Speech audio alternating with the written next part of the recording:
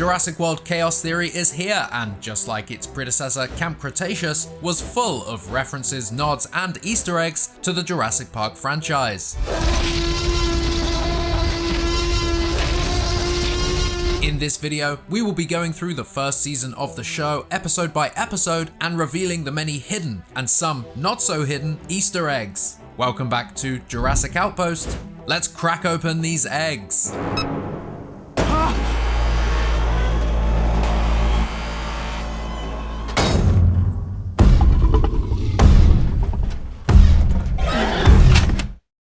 In the very first episode, Aftershock, the radio dialogue that we hear quotes, "Dinosaurs had their shot." A quote Dr. Ian Malcolm himself made back in '93. Dinosaurs had their shot, and nature selected them for extinction. Tiger and Panthera from Jurassic World Dominion appear here, the first of many scenes featuring these vicious raptors. In Jurassic World Dominion, before visiting the Biosyn headquarters, Alan and Ellie visit a location run by the Department of Prehistoric Wildlife. That very same department is present in the world of Chaos Theory, and Darius even worked for them. Ronnie? Darius. They use Dino Tracker to track, locate, and report dinosaur sightings globally, just like the viral marketing campaign created for Jurassic World Dominion. Darius appears to be living his own Owen Grady life here, a cabin in the woods. Inside his cabin, we can see his weaponry laid out like a true dinosaur hunter, a stun rod, and what appears to be a net blaster. More on that later. While putting away groceries, he takes out a box of cereal, Frosted Lizard Crunch. Not an Easter egg to anything per se, but Taste the Dino and the design of the box show us what could likely happen to food and merchandising in a world where dinosaurs are now roaming on the mainland. As the New Blast 6 reminisce in news footage, Darius says, We survived because we had each other. And the main musical theme from Camp Cretaceous swells as we get a true sense of what's about to come. During the Atrociraptor attack scene at Darius's cabin, one of the raptors launches itself through the glass, just like the one pursuing Malcolm in The Lost World. The silhouette scene before the raptor jumps is a classic one. We've seen this familiar silhouette many times before. The stun rod shock and the head through the wooden shelf in the attack scene reminds us of the scene in Malta in Jurassic World Dominion, with Claire wielding a taser and the Atrociraptor bursting through the wooden door. Episode 2, Rest Stop, brings the third Atrociraptor ghost to the show, looking extra bloodthirsty, tapping their claws like the iconic claw tap in Jurassic Park. The Atrociraptors are living up to that raptor behavior that we all love in this season, giving us another reference to The Lost World when it breaks through the glass in the pickup truck. Ben and Darius are sat there, pretty concerned, and pressed against the car door, just like Malcolm. But that doesn't make any sense. I don't think there were any released from the Lockwood estate. See? Even more proof. When trying to figure out where the Atrociraptors may have come from, Darius drops mention to the Lockwood estate, the site of the dinosaur chaos in Fallen Kingdom's finale.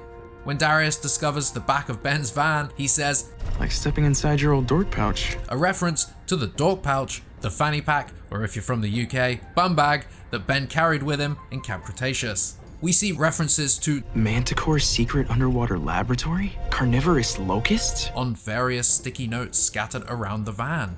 When Darius reveals Ben's investigation board, it reminds us a little bit of the description given to Richard Levine's office/apartment in the Lost World novel. Darius holds up a sticky note that says "Big shaving cream behind it all," referencing Barbasol. In one of the many Brooklyn-related flashbacks, Ben and Brooklyn stand on a rooftop and spot pteranodons flying ahead. The two discuss conspiracies on the Dark Jurassic Forum, including one that gives mention to Dr. Wu and human cloning. What if the Nublar 6 actually died on the island and Dr. Wu cloned and replaced them? Or did that actually happen? Anyway, the music playing on Ben's van's radio at the gas station will take you back to Dennis Nedry's meeting with Louis Dodson in San Jose. It's not the same tune, but this song can be played in the vehicles in Jurassic World Evolution. After Ben and Darius save the trapped Nasuto at the gas station, the now free herbivore reunites with its family. Could this be the same family seen in Battle at Big Rock? Are they on a road trip too? I ain't never been that scared in my life. In episode 3, we arrive at Sammy's farm in rural Texas, and Ben is reunited with Bumpy, his Ankylosaurus friend born at Jurassic World. Sammy's ranch is similar in its fauna and landscape to the one that we saw in Jurassic World Dominion that had been plagued by locusts.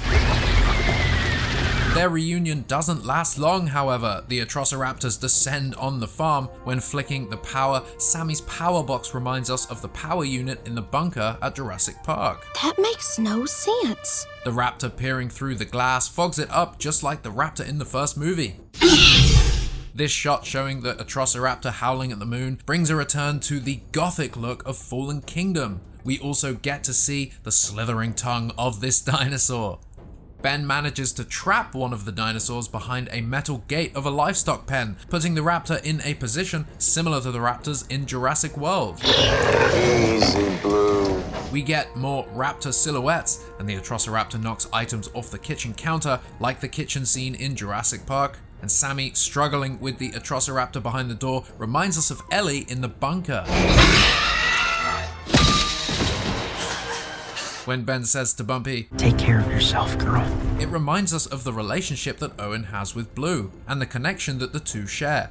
When Sammy unveils the map that she found in Brooklyn's jacket, we see a note that says, Cool Dino Nerd, Brooklyn's nickname for Darius in Camp Cretaceous. This map also brings the return of the ambiguous lettering and language seen on documents, screens, and other places throughout Camp Cretaceous. At the end of this episode, we get an insight into these Atrociraptors' origins before we see them in Jurassic World Dominion. In that movie, Soyona Santos used a laser to mark the target. This dog whistle and creepy robot-like raptor lady are new and indeed very unsettling. Chaos Theory does a wonderful job at showing the concept dinosaurs in our world. Episode 4, Brothers, provides a sequence showing dinosaurs being transported by the DPG, and we see cars pulled to the side of the road with their drivers snapping pictures as the dinosaurs pass by. We see many dinosaurs in these trucks: Stegosaurus, Baryonyx, Pachyrhinosaurus, Gallimimus, and of course, a menacing Allosaurus. The flashbacks that Darius has to the night of Brooklyn's incident is reminding me of the flashbacks in Signs. Probably not an intentional reference. And what's this? We have bioluminescent parasaurs, first introduced in Camp Cretaceous and now here on the mainland for the very first time. I knew his dad lost all their money when he went to prison. When we sent him to prison. Kenji's dad, confirmed to be in prison, locked away for his Manticore crimes. Kenji is back. You likely wouldn't notice, but Kenji is now voiced by Daniel Barnett, who did a great job filling the role of an older Kenji. Inside his living quarters, he has a framed photograph of himself with Darius and his family. At the very end of Camp Cretaceous, we saw Kenji living with Darius as part of the family, but things have changed drastically for the New Blast 6 since then. The parasaurs are crossing the road here, sort of like a herd of deer, a pretty cool sight to see for a new world. So Kenji is a rock climber, and we get to see Darius join him on one of his big climbs. This harkens back to some very early concept art for Camp Cretaceous depicting rock climbing as an activity at Jurassic World. Pretty cool to see this concept come to life in the sequel series. In Kenji's flashback, we see bioluminescent parasaurs illuminate as the sun sets. Another beautiful sight, this time overshadowed by Brooklyn's partiality to her cell phone over the real world and her then boyfriend Kenji. Brooklyn. Uh-huh. Episode 5 opens with a compy on a desert road. I really love this shot, especially as this sandwich appears to be roast beef. Are you hungry? Take a bite. It's roast beef. It's good. A staple of the compy diet, these two compies battle it out before the roast beef sandwich winner is taken away by a pteranodon. We see a billboard for King Dino's prehistoric playland, reminding us of the kind of gag we would have seen in early Simpsons. Well, it's been 2 hours. How do you feel? I don't know. I kind of want a cigarette. That's a good start. Let's get you a pack. This is just yet another example of how people in the real world would take advantage of these wild prehistoric dinosaurs. So help me if you try to serve me one more carob anything. Some habits never change. Someone stole your candy bars and put dirt in them. They're carob bars. They pair perfectly with carob juice. Awesome. At King Dino's, now featuring real Stiggies, we see a smashed Jurassic World gyrosphere. Sammy says, I wonder if it pulls to the right. which is a reference to the broken gyrosphere on the island. Seeing one of these vehicles here almost proudly displayed shows how the world has accepted the disaster of Jurassic World. It's just part of popular culture now. When we get to meet King Dino, well, Bobby Nublar, he reminds us of Ross Hanneman from Silicon Valley. Right? Right? Read it. Get it? Now say it. He's got a dinosaur belt buckle, a leather vest, and all of this combined with his animal exploiting attraction makes him somewhat of a Tiger King of the Jurassic World. I am never gonna financially recover from this. Behind Bobby Nublar, we see a When Dinosaurs Ruled the Earth banner, just like the one at Jurassic Park all the way back in 1993. As mentioned, these dinosaurs are also Stygimolochs, dinosaurs first seen in Fallen Kingdom that have escaped from Lockwood Manor. We see an aged Daniel Conn here, last seen leaving Manticore Island. He tries to con his son again, just like he did in Camp Cretaceous. And the Styggies escape. Fallen Kingdom vibes are plenty here, the Styggies causing chaos, the gyrosphere rolling. Bobby Nublar also appears to own a Mercedes G-Wagon, the Jurassic World staff vehicle of choice. Sammy scaring Ben with her handprint on the glass here is, well, yep. Bobby Nublar makes a phone call reporting the problem. So just how connected is this guy? Daniel Conn dies at the fate of the Atrociraptors. His death is reminiscent of Udesky's unfortunate death in Jurassic Park 3.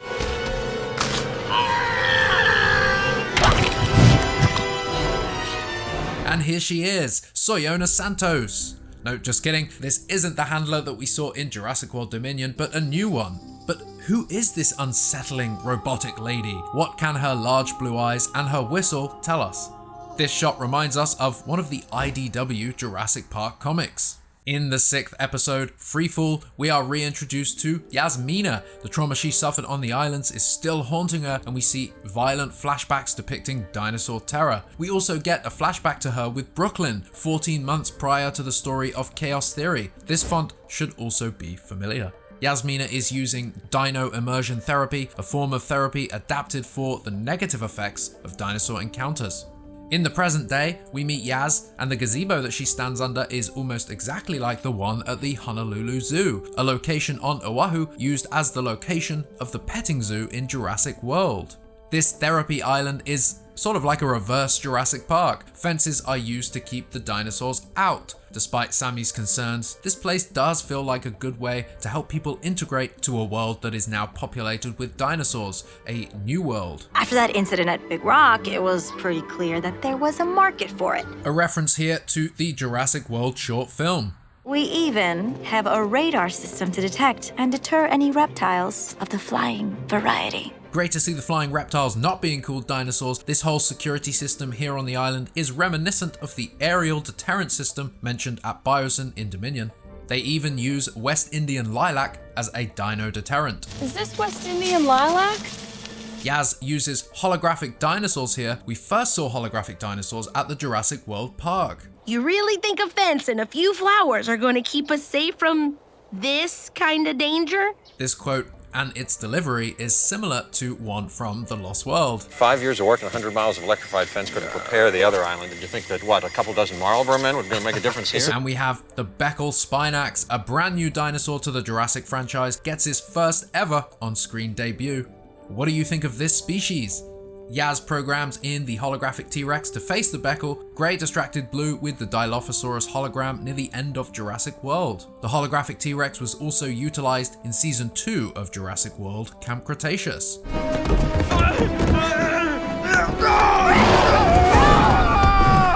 What an unlucky bastard!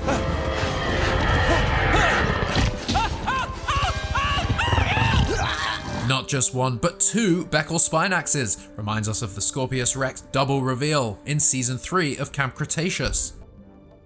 The trio wake up in Ben's van, underwater. It gives off Claire and Franklin in the gyro vibes.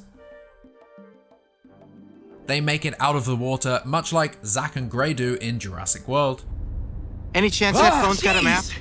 What? Do you see him? Once inside Brooklyn's secret pad, Darius logs onto the computer and pulls up dinotracker.com, the viral marketing site launched for Dominion by fans, for the fans. He then flicks to Dark Jurassic, the in-universe Reddit-style website for people to discuss the dinosaur outbreaks, the conspiracies, and more. thought the world was ready to keep dinosaurs safe, but instead they're just being exploited for profit again. Just like Hammond, and Masrani, and Daniel. Darius? Hammond, Masrani, and now Daniel Kahn name drops. The legacy of wealthy folks making money off of dinosaurs continues. And it would appear, based on the moolah that they find in her closet, Brooklyn herself was involved in some sort of dinosaur trafficking with Kenji's dad. Inside the DPG transport vehicle, we get an overhead shot just like Oscar Forrest shot in Fallen Kingdom. All of the dinosaurs are being kept here, the Brachiosaurus, the Parasaurs, the Stegos, all contained, once again, behind fences. A Baryonyx is transported. This species was first introduced in Fallen Kingdom and later appeared many times in Camp Cretaceous. And Darius and Kenji explore their inner Owen Grady here. Yaz tries to create a dinosaur stampede. That usually works. This thing's not going fast enough. Dago, 12 o'clock! Tail! Hang on! Into the Fog, episode 9, Kenji says, "Is that Big Edie?" referencing, of course, the big ET T-Rex seen on Manticore Island.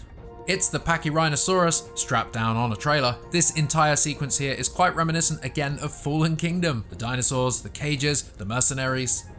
Malaysia, the Netherlands, Saudi Arabia, Malta. We get a reference to Malta here. Dominion showed us the underground dinosaur black market that's located there. Did this episode upset you too? Bumpy's passing was a tough one to get through. Luckily, it was just Bumpy. Pumpkin Ben, she was pregnant and gives birth to a single egg. Who is the lucky father? Or could this be parthenogenesis? The final episode of season 1, we get a green Carnotaurus.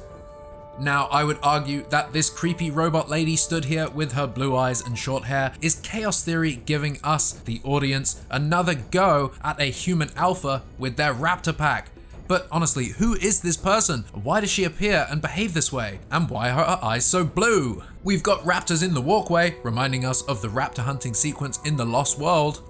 This whole scene with the truck crashing into the building plays out like the San Diego scene in The Lost World.